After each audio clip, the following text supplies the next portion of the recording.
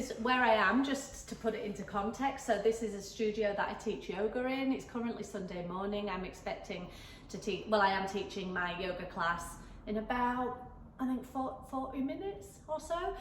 So I want to get this video done before everyone turns up, but it's such a nice space. I wanted to use it for this video. So in Costa Rica, yoga teacher training. There are other videos that I will link to in the description below so that you can watch the journey up to Costa Rica. But the actual yoga teacher training was incredible. So here was the structure of the day. I was in a group with 12 other people. So actually I think I was the 12th, so there was 11 other people. There were 12 of us, let's put it that way. And I was the only one from the UK. The teacher training school in Costa Rica was called Pura Veda. I'll put a link to them below as well. And I was the only one from the UK. There was a girl from Dublin in Ireland. There was a girl from Canada. There was a girl from Germany. And then apart from all those, the rest of the people were from North America.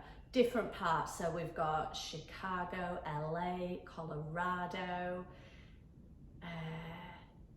and San Francisco, and I think that's everybody. All over North America. So I love the fact that I still keep in contact with them all, and I check out their Instagrams and things, and I love to be able to see different locations that I wouldn't ordinarily see, so it's wonderful.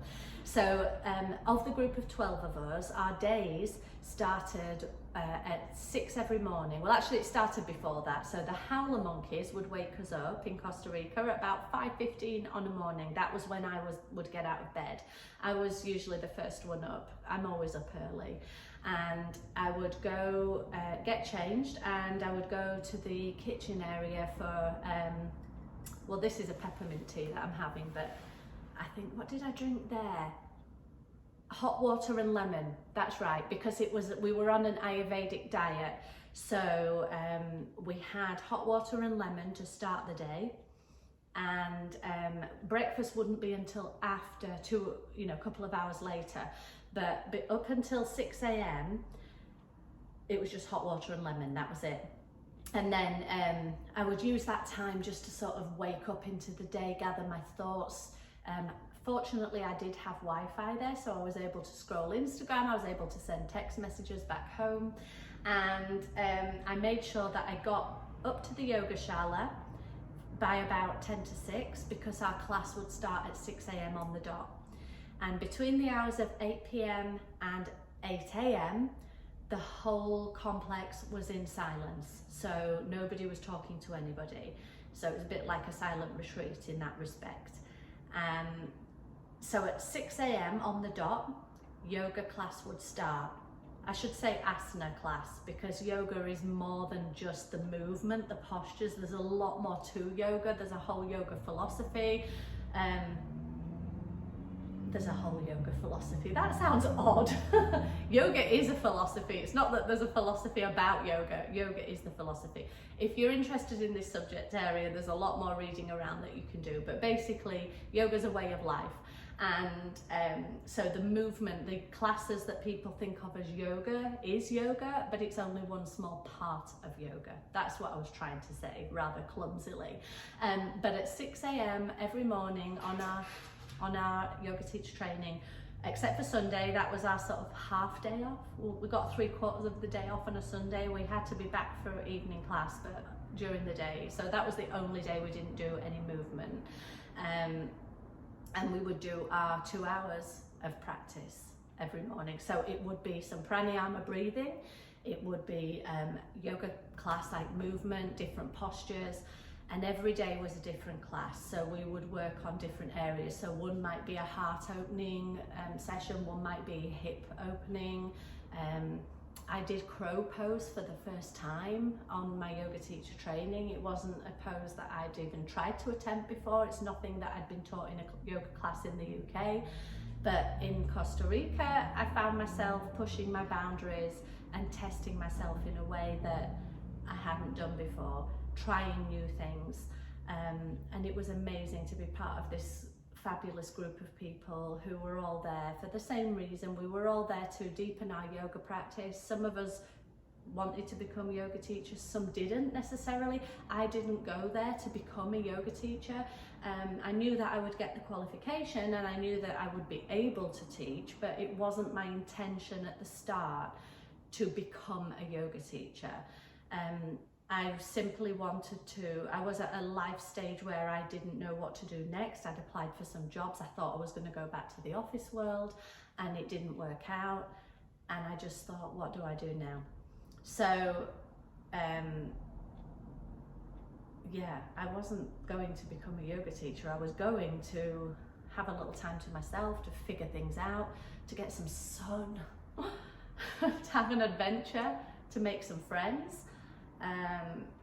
To deepen my practice and I guess I went to heal as well. I left some serious emotional baggage in Costa Rica.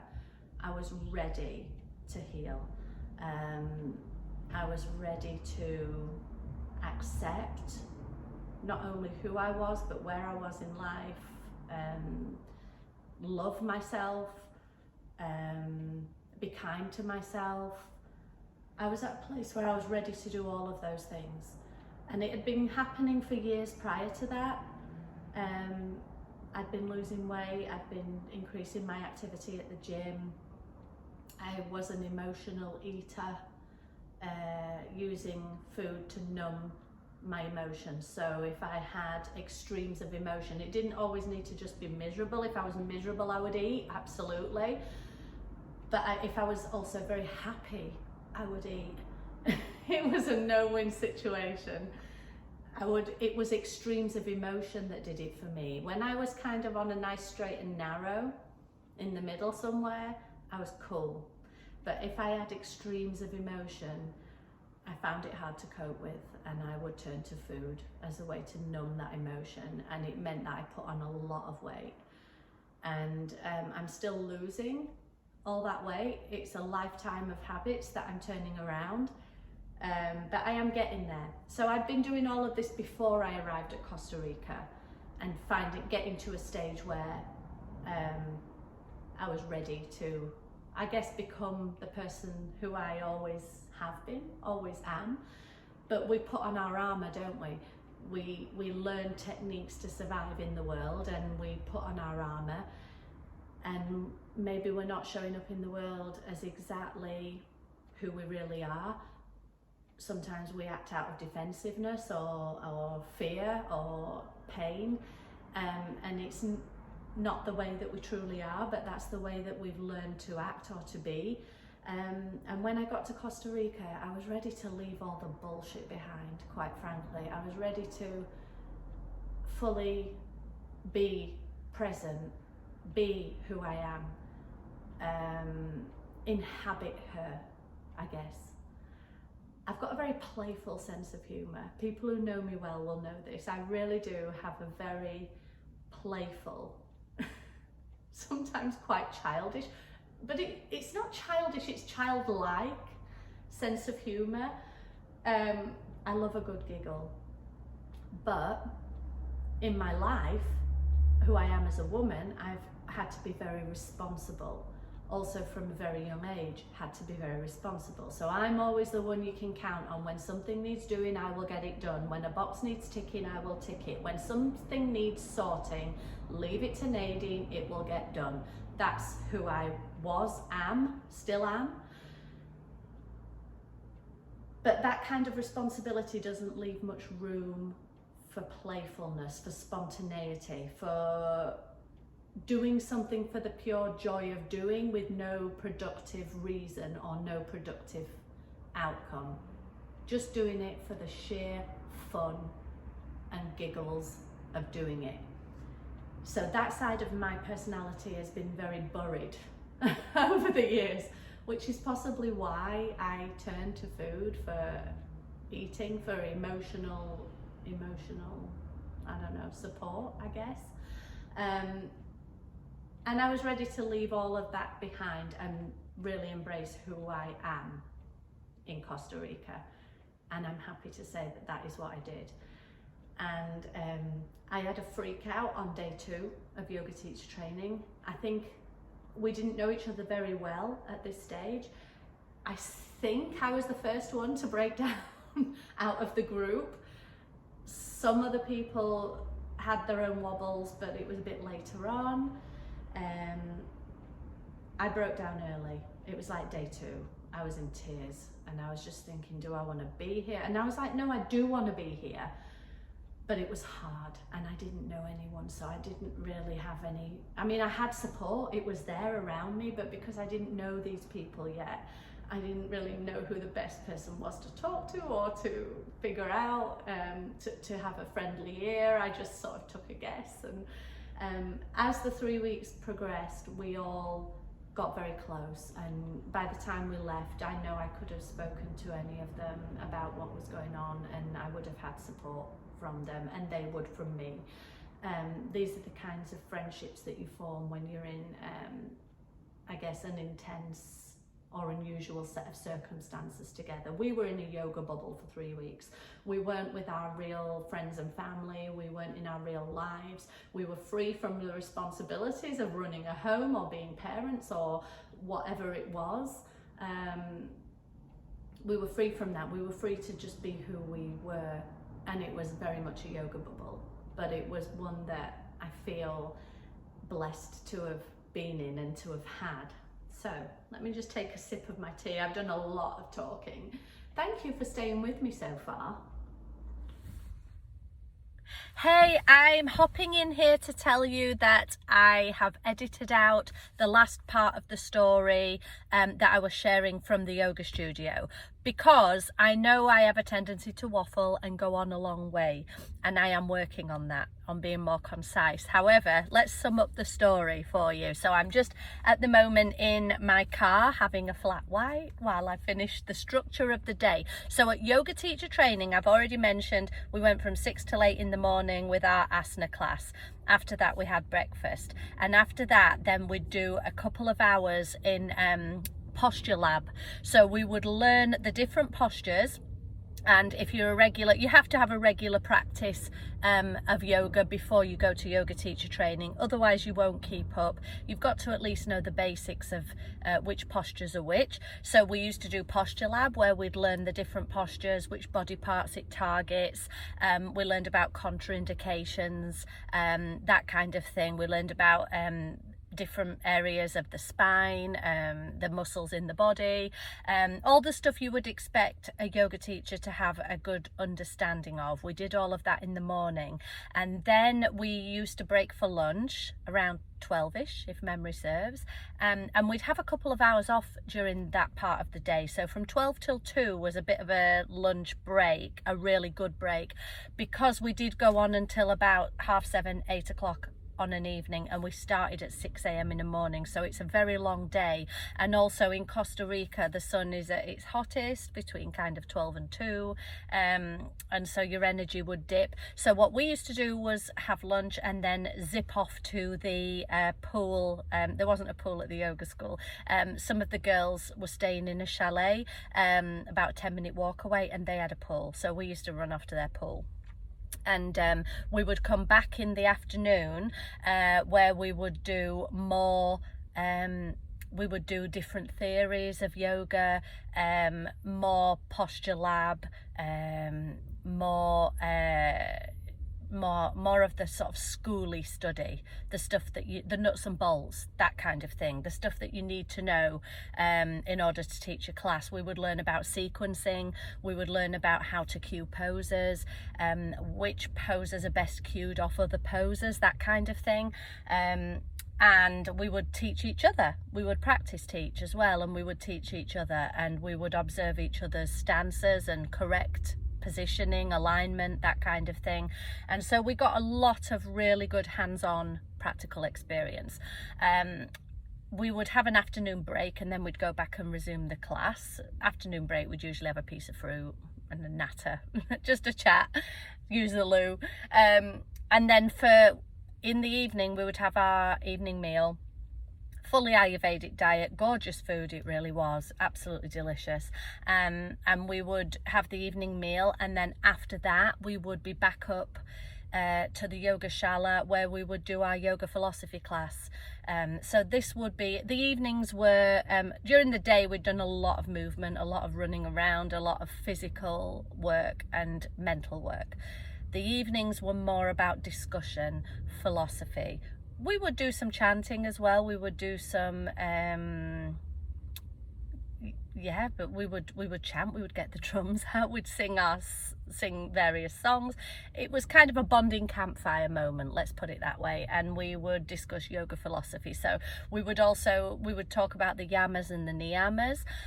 We would also come up with hypothetical situations and discuss how one might interpret that situation through the lens of yoga philosophy.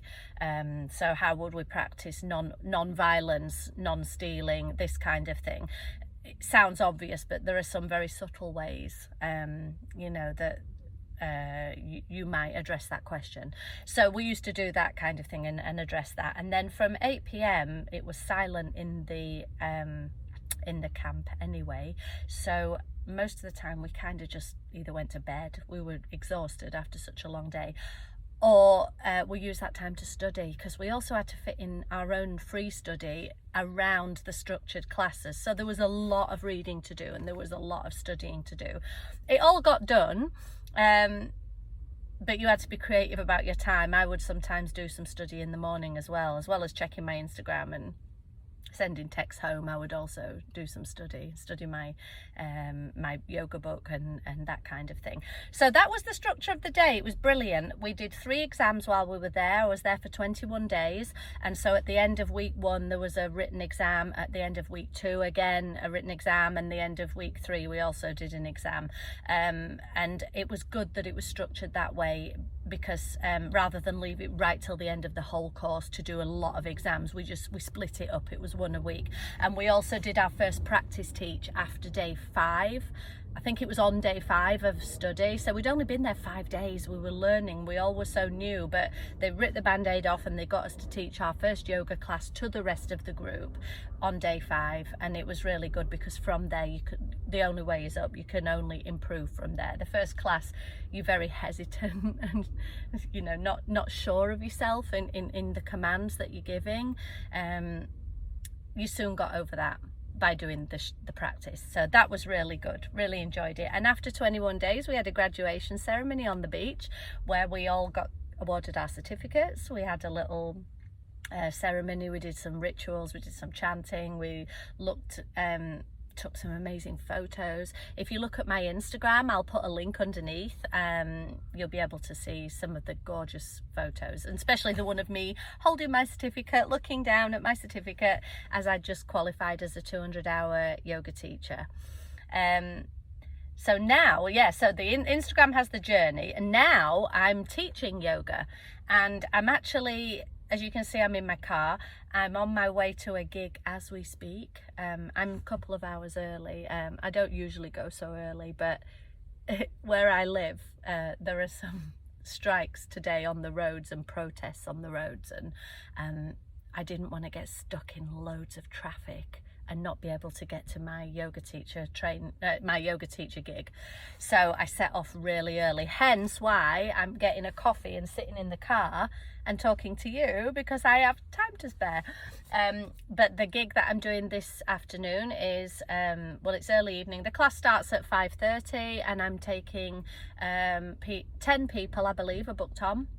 And I'm taking them through a beginner's hatha yoga class, and this is exclusively for the residents of a luxury apartment complex in the city where I live, and I'm going to deliver there. It's like a pop-up residence event for them, and I'm going to go and teach it, and I'm doing a few gigs for them across the summer, so that'll be really nice. So yeah, that was just to summarize the end of my yoga teacher training, and I'm planning new videos for my YouTube channel, which is more about the life of a yoga teacher. So do stay tuned for that, because the training is now done. I have learned, I'll still be continuing training in the future years, because I like it as well. I want to keep my skills up to date, and I enjoy yoga teacher training, and I enjoy the whole process of doing it, so I'll be doing it for myself if nothing else.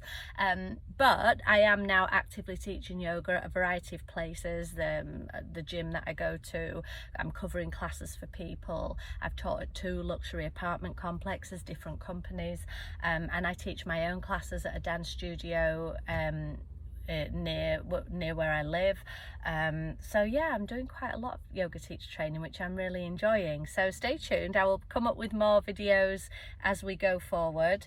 But until then, thanks for watching, and don't forget to subscribe and hit like. Leave me a comment as well if you've enjoyed this video.